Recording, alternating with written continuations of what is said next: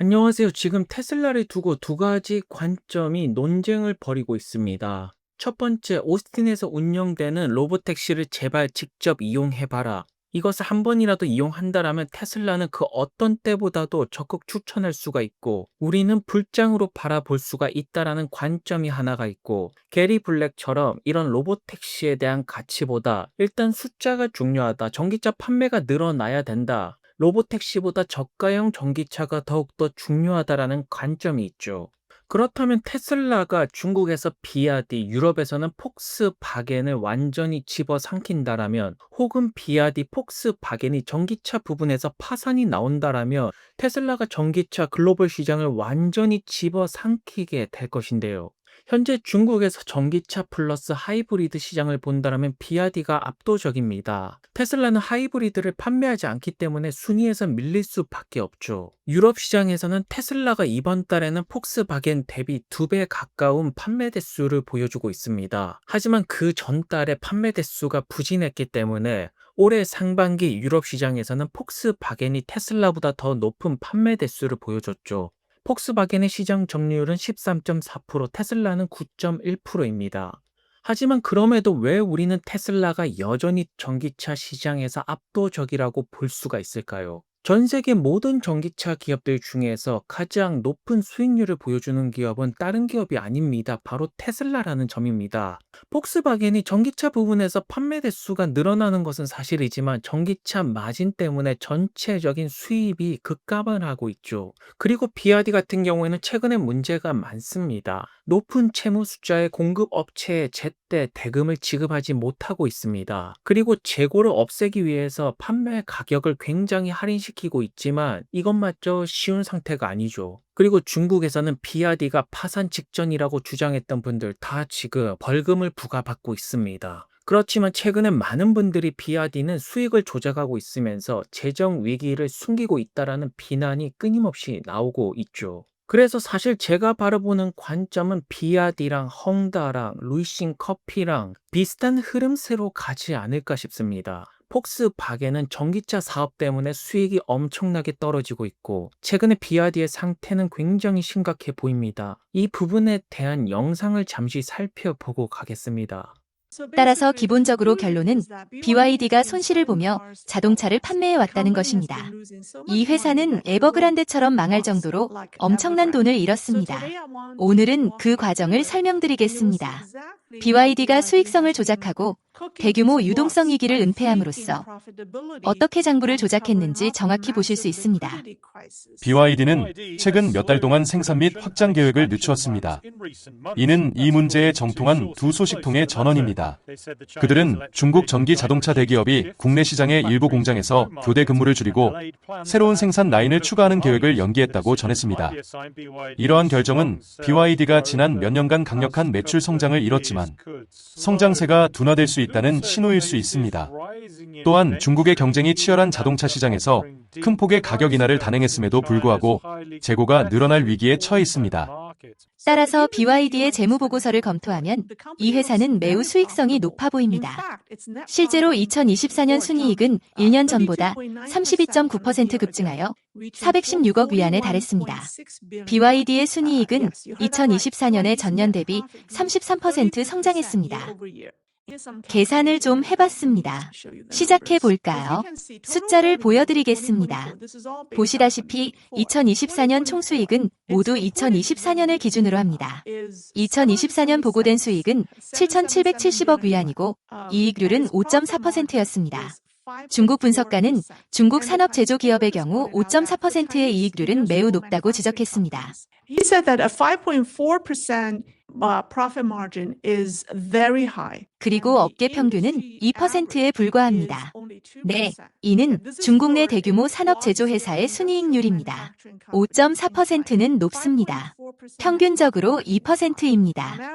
따라서 서류상으로는 BYD가 경쟁사보다 훨씬 앞서 나가고 수익성이 있는 것처럼 보입니다. 하지만 문제는 BYD가 공급업체에 돈 지불하는 데 있어 계속 미뤄진다는 것입니다. BYD는 전체 재무 상황을 보여주지 않았죠? 2022년부터 2024년까지 33% 증가했다는 것만 언급했습니다. 하지만 8년간의 추세를 살펴보면 문제는 파이낸셜 타임스가 주장한 것보다 훨씬 더 큽니다. 금융 지식이 있는 사람이라면 누구나 이 수치가 전혀 말이 안 된다는 것을 알 수 있을 겁니다. 뭔가 잘못됐어요. 첫째, 운영자본이 그렇게 짧은 기간 안에 그렇게 큰 적자를 낼 수는 없습니다. within such a short period of time. 두 번째로, 회사는 현금 흐름이 급격히 떨어지는 동안에는 막대한 이익을 보고할 수 없습니다. While its cash flow is falling off a cliff. 2020년 이전에는 BYD가 운영자본 적자를 냈음에도 불구하고 이익이 적자보다 몇 배나 높았습니다. 따라서 영업이익은 단기 현금 흐름 위기를 메울 수 있었습니다. 하지만 지난 2에서 3년 동안 유동자산 적자는 이익의 3에서 5배에 달했습니다. 즉, 아무리 많은 돈을 벌어도 여전히 현금이 부족하다는 뜻입니다. 이익을 모두 사용하여 청구서를 갚더라도 여전히 충분하지 않습니다. 즉, BYD는 심각한 현금 흐름 문제를 겪고 있다는 뜻입니다. So that means BYD has a serious cash flow problem. 그리고 이런 극단적인 마이너스 운영 자본은 BYD가 지불을 연기하고 상업적 IOU를 발행하고 공급업체를 재무 프로그램에 강제로 참여시키는 등 일부 재정적 속임수를 써서 실제 비용을 은폐했다는 것을 시사합니다. BYD는 지불 금액을 생산 비용으로 보고하는 대신 부채로 보고했습니다.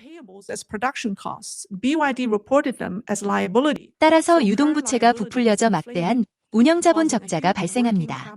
BYD는 2022년부터 2024년까지 이 전략을 사용해왔습니다. 이 왜곡된 운영자본 적자 수치는 BYD의 숨겨진 생산 비용을 반영합니다. 다시 한번 말씀드리지만 지난 2에서 3년간의 운영자본 적자는 BYD의 숨겨진 생산 비용입니다. 따라서 BYD가 자동차를 만드는 데 드는 비용을 정확히 이해하려면 숨겨진 비용을 다시 추가해야 합니다. 이제 좀 계산해 보겠습니다. 아시다시피 2024년 BYD의 총 숨은 비용은 1250억 위안이었습니다. 이게 적자입니다. 자, 이 중 얼마나를 자동차 제조 부문에 할당해야 할까요? 앞서 계산했듯이 68.2%입니다. 보수적으로 따져보죠. BYD 매출의 68.2%는 차량 판매에서 발생합니다. 운영자본 적자는 실제로 생산 비용입니다. 운영자본 적자에서 순이익을 뺀 값을 구하면 BYD는 지난 3년 또는 2년 동안 손실을 봤습니다. 그 금액은 1,000억 위안에 가까워졌어요. And in the close to 100 billion yuan. 따라서 운영자본과 순이익을 합친 손실은 사실상 순손실입니다. 같은 논리를 적용한다면 그것은 본질적으로 그들이 잃고 있는 손실입니다. 그들은 제로 이익 마케팅 전략을 가지고 있을 수 있지만 회사 전체가 손실을 보고 있습니다. 모든 공급업체에 제때 지불했다면 800억에서 1,000억 위안 범위의 손실을 입었을 것입니다. 이것이 바로 BYD 폭탄의 규모입니다. In the 80 to 100 million, 100 billion yuan range. So that's the size of the BYD bomb. 그래서 보시는 것처럼 BYD의 상태는 굉장히 안 좋아 보이고 테슬라는 전기차에서 굉장히 높은 수익을 내고 있죠. 그렇다면 사실상 머스크가 로보택시에 집중하는 것이 아니라 저가형 전기차에 집중을 함으로써 BYD와 폭스바겐을 압도할 수 있는 부분이 너무나도 많습니다. 왜냐하면 테슬라가 차 한 대당 나오는 수익이 압도적이기 때문입니다. 그런데 머스크는 최근에 저가형 전기차에 집중을 안 하고 있죠. 바로 테슬라 AI팀이 이미지로 한 번에 보여주고 있습니다. 자동차의 브레인에 집중을 하고 있습니다. 사실 지금 전기차 부분에 있어서 머스크가 모델 Y 저가형 모델 2 여기에 집중을 한다면 BYD랑 폭스바겐은 엄청난 자금 압박, 수익 압박, 판매 대수 압박을 받을 수밖에 없습니다. 테슬라의 판매 대수가 엄청나게 올라갈 수가 있죠. 하지만 머스크는 대다수 사람들의 선택을 따라가는 것이 아니라 자동차의 브레인을 만들고 있는 것입니다. 이것 때문에 지금 테슬라를 두고 두 가지 의견이 나뉘면서 논쟁이 일어나고 있는 것입니다. 테슬라는 더 이상 전기차 부분을 강조하지 않습니다. FSD 감독 버전을 사용한다면 장거리 운전이 훨씬 더 편안하다고 합니다. 차선 변경을 일일이 할 필요도 없고 덜 스트레스를 받을 수가 있다고 하죠. 그리고 파자드라는 분께서 로보택시 한 명당 관리자가 3대1로 된다면 수익성이 나오기 시작할 거라고 봅니다. 그리고 차량 5대당 관리자가 1명이면 엄청난 수익성이 나올 것이라고 보죠. 현재 머스크가 내린 판단은 점차 안전해지기 시작한다라면 관리자 1명당 운영하는 로봇택시의 대수를 늘릴 것이라고 합니다. 아마도 1~2달 이내가 될 것이고 주행 거리가 늘어날 때마다 테슬라의 AI는 계속해서 개선이 되고 있다라고 하죠. 그래서 보수적인 애널리스트 분들은 전기차 판매에 집중을 하고 있습니다. 저가형을 내놓으라고 합니다.